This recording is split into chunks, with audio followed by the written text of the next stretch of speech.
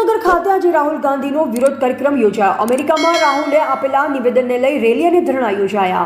Rahul Gandhi America ખાતે અનામત હટાવવા આપેલા નિવેદન વિરુદ્ધ સાબરકાંઠા ભાજપ અનુજાતિ મોરચા તથા જિલ્લા સંગઠન દ્વારા મૌન રેલી અને ધરણાનો કાર્યક્રમ યોજાયો, જેમાં હિંમતનગરના આંબેડકર સર્કલથી રેલી યોજાઈ। ત્યારબાદ ટાવર ચોક ખાતે પૂર્ણ થતા ધરણા અને સૂત્રોચ્ચારનો કાર્યક્રમ યોજાયો હતો, જેમાં જિલ્લા સંગઠન મહિલા મોરચા સહિતના ભાજપા અગ્રણીઓ જોડાયા હતા અને રાહુલ ગાંધીના નિવેદનને વખોડી કાઢી માફી માંગવાની ઉગ્ર માંગ કરી। જો માફી નહીં માંગે તો આગામી સમયમાં જન આંદોલન છેડાય તેવી ચીમકી પણ ઉચ્ચારી હતી। એવા રાજકમલસિંહ પરમાર, ભારતીય સ્મિતા, સાબરકાંઠા।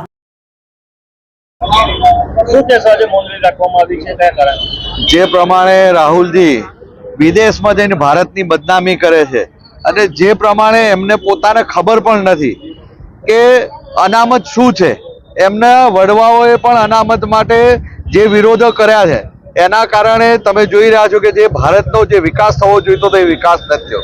પરંતુ માનનીય વડાપ્રધાન નરેન્દ્રભાઈ મોદીજીની સરકારે આ છેલ્લા 10 વર્ષની અંદર તમે જોયું છે કે જે પ્રમાણે હરણફાળ ઓબીસી હોય કે એસટી એસસી માટે કે આદિવાસી હોય દરેક માટે કોઈ ને કોઈ રીતે ફાયદા થાય એના માટે કર્યું છે। અને રાહુલજીએ જે સ્ટેટમેન્ટ આપ્યું છે કે આરક્ષણ દૂર કરીશું, એ તો શું, પરંતુ એમની પેઢીઓના પેઢીઓ આવશે તો પણ આરક્ષણ દૂર નહીં થાય એવી અમે એમને આ જાહેર જનતા રીતે અને ભારતની રીતે ચમકી આપીએ છીએ અને એમને કહીએ છીએ કે આ શબ્દો એમને પાછા લેવા પડશે અને માફી માંગવી પડશે। આવનારા સમયની અંદર જન આંદોલન દરેક તાલુકા, જિલ્લા અને રાષ્ટ્રીય લેવલે કરીશું અમે।